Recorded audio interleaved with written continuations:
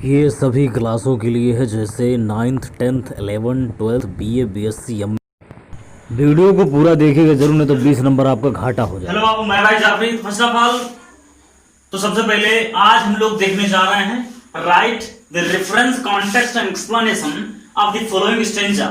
Stanza क्या होता है और पैसेज क्या होता है, आपको ये पता होना चाहिए। सबसे पहले स्टेंजा साफ साफ शब्दों में ये कहा जा सकता है कि जो कविता का पैसेज होता है, जान लीजिए गद्यांश छोटा सा 4 लाइन का जो होता है उसे स्टेंजा कहा जाता है कविता वाले का, और जो बड़ा पैसेज होता है वो स्टेंजा पैसेज कहलाता है। तो प्रोज जो होता है, प्रोज वहां हम लोग ज्यादातर पैसेज के बारे में देखते हैं, और ये जो पोएट्री होती है इसमें लिखा जाता है स्टेंजा, जब कभी लिखा जाता है। तो आज हम लोग इसके बारे में बड़ा बेहतरीन तरीके से एकदम देखेंगे कि एकदम मजा आ जाएगा। तो आओ चलो शुरू करते हैं। सबसे पहले तो अगर वीडियो सब्सक्राइब देखो लाइक नहीं किया तो लाइक की जरूरत और सब्सक्राइब कर दियो और जूम कर दियो। तो उसके बाद चलते हैं लिखने। तो सबसे पहले जानते हैं क्या होता है इसमें। पहले केयरफुली पढ़ना रहता है कि एक पैसेज है या स्टेंजा है। तो हम बताएं ना स्टेंजा क्या होता है, कविता वाला जितना वो स्टेंजा होता है, और पैसेज होता है ये प्रोज का होता है पैसेज। तो सबसे पहले इसको आप पढ़ेंगे, जब तक ये नहीं पढ़ेंगे तब तक आप लिख नहीं सकते रेफरेंस में क्या होता है, कंटेक्स्ट क्या होता है, एक्सप्लेनेशन क्या होता है। तो पढ़िए, into the sunshine full of delight leaping and flashing from multi light. ये एक एग्जांपल के तौर पे लिए हैं, कक्षा 10 का एक लेसन है द फाउंटेन, उसका एक स्टेंजा है। तो ये ध्यान से पढ़ना पड़ेगा, और इसके लेखक कौन है उनके बारे में जानना पड़ेगा, और लेसन का नाम क्या है उनके बारे में थोड़ा जानना पड़ेगा। तो तब जाकर आप बेहतरीन तरीके से एक्सप्लेनेशन कर सकते हैं, कॉन्टेक्स्ट लिख सकते हैं साफ साफ शब्दों में। तो ये समझिए पहले क्या रहा है। Into the sunshine, sunshine means होता है धूप में, फुल ऑफ लाइट जो प्रकाश से भरा होता है, लीपिंग एंड फ्लैशिंग उछलते और चमकते हुए, फ्रॉम मॉर्निंग लाइट वह सुबह से रात तक वह उछलता कूदता मस्त रहता है। ये किसकी बात की जाए, फाउंटेन की बात की जा रही है। तो इसमें इस लेसन का नाम द फाउंटेन, और इसके लेखक हैं द SW लॉन्गफेलो, शायद यही है। फिर देखते हैं क्या होता है। सबसे पहले जानते हैं रेफरेंस मींस क्या होता है, ये समझ लेंगे। रेफरेंस मींस होता है, आप हिंदी में पढ़े होंगे, संदर्भ। ये होता है संदर्भ, और संदर्भ में क्या लिखा जाता है। प्रस्तुत पद्यांश हमारी पाठ्य पुस्तक हिंदी मंजरी के भाग 4 में से लिया गया है, जिसके लेसन वो है और लेखक जिसके हैं फलान धमाके। तो अलग बात है, ऐसे यहां भी लिखा जाता है, इसे लिखा जाता है स्टेंजा has been taken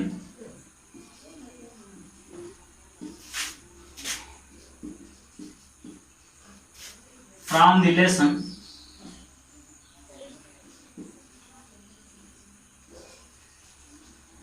अब जो लेसन है ना आपका, उसको लिखना है, इसे काम में लगा देंगे तो बेहतर नंबर आता है। टीचर खुश हो जाता है कि बच्चा होशियार है, दर्शाया है जो मेन जरूरी है। रेफरेंस में लेसन का नाम दर्शाया जाता है और साफ साफ लेखक का नाम। तो लेसन का नाम दर्शा रहे हैं, लेसन का नाम है इसके the fountain, the fountain. And और किसने लिखा है उसका नाम लिखेंगे, एंड रिटन बाई, यहां देखेंगे W लॉन्गफेलो। और शायद कंफर्म नहीं है, थोड़ा गड़बड़ भी होगा, नाम देखिए उससे नहीं मतलब है। लेसन का नाम रहता है इंपॉर्टेंट, वो इसमें दर्शाया जाता है। फाउंटेन, मान लीजिए हमारा लेसन क्या है, आप लिख रहे हो, मान लीजिए फर्स्ट लेसन आप लिख रहे हो कक्षा 11 का, the portrait of A lady. तो आप यहाँ क्या लिखेंगे, the portrait of A lady. आपका मान लीजिए आप कक्षा 12 का लेसन लिख रहे हैं, कक्षा 12 का फर्स्ट लेसन प्रोज क्या है, the a girl with a basket. यहाँ a girl with a basket लिखेंगे और वहां लेखक का नाम लिख देंगे। ये था कॉन्सेप्ट। फिर उसके बाद मेन जानते क्या रहता है, इसका डबल तरीका होता है। हम एक और तरीका बताएंगे, देखिए यहां से आप देख सकते हैं, यहां ये लिखने का एक तरीका ये हुआ, और दूसरा तरीका यहां बता रहे हैं, द लेसन नेम,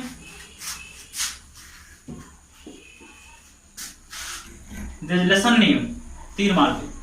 फिर उसके बाद द राइटर नेम। अगर देखिए बाबू, राइटर कब लिखा जाता है, पोएट कब लिखा जाता है, ये पता होना चाहिए आपको। तो राइटर वहां लिखा जाता है साफ साफ जब कभी प्रोज की बात कीजिए, पर यहां क्या रहेगा, यहां रहेगा poet, the poet name, the poet, poet का नाम लिख दीजिए जो भी है, फलाने ढमाके। तो ये था। फिर उसके बाद कॉन्टेक्स्ट की बात करें तो ये दो तरीका होता है, the lesson name, the poet, कोई नहीं कटेगा, तो साफ साफ शब्दों में। फिर उसके बाद बात करते हैं कॉन्टेक्स्ट की। कॉन्टेक्स्ट भी होता है प्रसंग। प्रसंग में क्या लिखा जाता है? साफ साफ शब्दों में कहा जाए प्रसंग वो है बाबू कि पूरे जो हमारा जो स्टैंजा है, जो हमारा पद्यांश है, इसको पद्यांश बोलते हैं, उसका पूरा निचोड़ लेखक क्या कहना चाहता है, उसका कुछ मीनिंग क्या होता है, छोटे शब्दों में देना रहता है, वो रहता है थोड़ा सा। फिर एक्सप्लेनेशन में क्या लिखेंगे अभी बता रहे हैं। तो कॉन्टेक्स्ट में हम लिखेंगे इन this stanza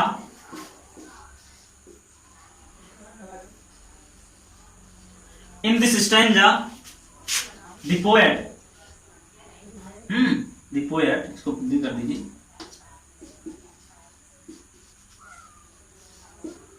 the poet tells, बताता है, us हमें, that the fountain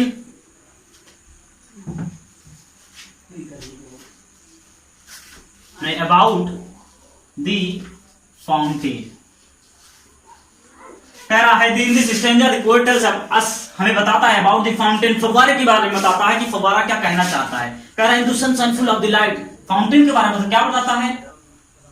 fountain that कि into the sunshine full of the light, in the sun time, सूर्य के समय माने धूप के समय, द फाउंटेन लुक्स दिखाई देता है, very attractive and fabulous and mind blowing लिख सकते हैं। And living and flossing from morning to night, यह एंड इट लुक्स कॉन्स्टेंटली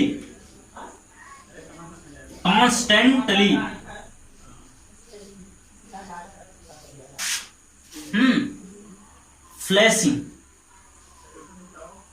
यहां फ्लैशिंग लिख सकते हैं,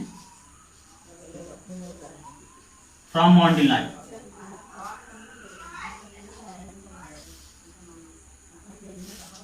फ्रॉम मॉर्न टिल, यही है पूरा, टिल नाइट, ये था पूरा। इसमें कॉन्टेक्स्ट में लिखा है लिखा क्या बताना चाहता, साफ साफ in this stanza the poet tells, बताता है हमें अबाउट द फाउंटेन, फाउंटेन के बारे में बताता है, दैट की इन सन, धूप में फाउंटेन लुक्स दिखाई देता है, वेरी अट्रैक्टिव, बहुत ही आकर्षक, बहुत ही लुभावना, एंड माइंड ब्लोइंग, बहुत ही सुपर, एंड इट लुक, और यह लुक्स दिखाई देता है कॉन्स्टेंटली, निरंतर, फ्लैशिंग, चमकता हुआ, फ्रॉम मॉर्निंग लाइट, सुबह से लेकर रात तक एकदम चमकता हुआ दिखाई देता है। फिर एक्सप्लेनेशन में क्या करते हैं, ज्यादा कुछ नहीं करता है, एक्सप्लेनेशन में क्या रहता है, यही का कॉन्टेक्स्ट को और थोड़ा एक्सप्लेनेशन थोड़ा और बढ़ा दिया जाता है, कॉन्टेक्स्ट में थोड़ा थोड़ा रहता है, देखिए कहीं से पैदा थोड़ी करते हैं हम लोग, अलग से कहां लाएंगे, बस इसी का भाव निकालते रहते हैं।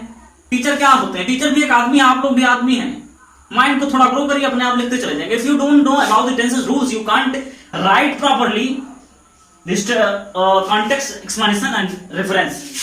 First of all go and watch the all tenses rules, then you can write properly.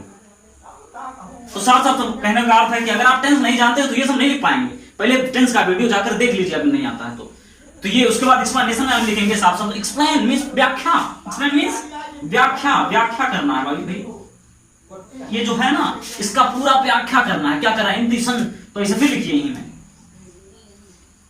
The poet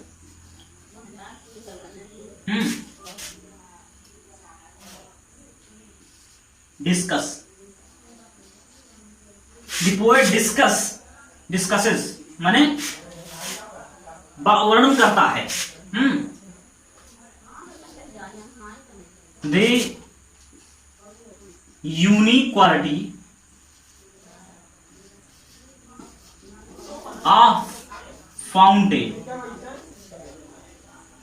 साफ साफ कहा जा रहा है पोएट डिस्कसेस, वर्णन करता है unique quality of fountain, fountain के अद्भुत अद्वितीय गुणों के बारे में वर्णन करता है। फिर उसके बाद साफ साफ आगे लिखते रहेंगे इन the sunshine, and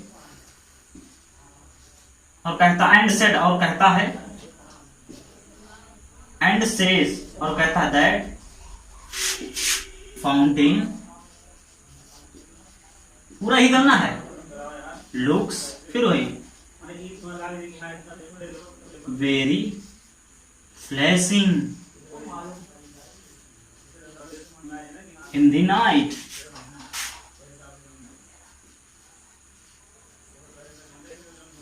And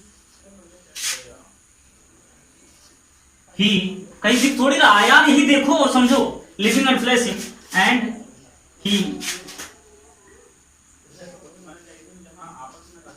leaps, कूदता है, तो उछलता है, हाँ, रेगुलरली,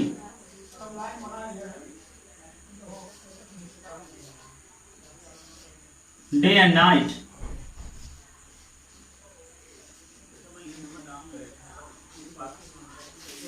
डे एंड नाइट ऐसे बढ़ा चढ़ा कर लिखते रहेंगे पूरा. इसका जान लीजिए, जो स्ट्रेंजर रहता है साथ साथ रेफरेंस, उसमें 2 लाइन, फिर इसमें 4 लाइन, इसमें 8 लाइन, ऐसे बढ़ा कर लिख देंगे. इसे बढ़ा बढ़ा कर लिखना, देखिए जगह कम हो गया, इसीलिए कम करना पड़ेगा, और विस्तार ऐसे करते रहेंगे.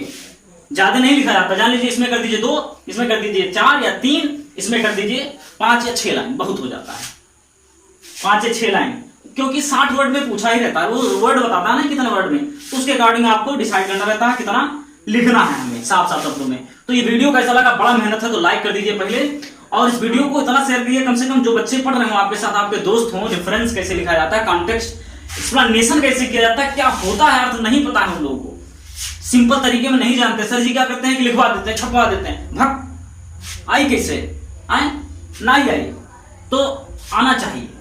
जब तक आप समझेंगे नहीं तब तक कुछ नहीं आएगा. तो साफ साफ तो समझिए, फिर उसके बाद पटक दीजिए उठाकर. So the relationship I am teacher, but my name is Vai. After go and watch the all previous videos I have uploaded for you in the playlist of Banker topics and the playlist of English speaking. If you want to learn the speak, if you want to know about the fluently speaking English, then you can subscribe my channel. तब तक के लिए जय हिंद, जय Bharat, take care, bye the critical time of corona. घर पे रहिए, सुरक्षित रहिए, मस्त रहिए, पढ़ते रहिए सब्सक्राइब करके. जय हिंद, जय भारत.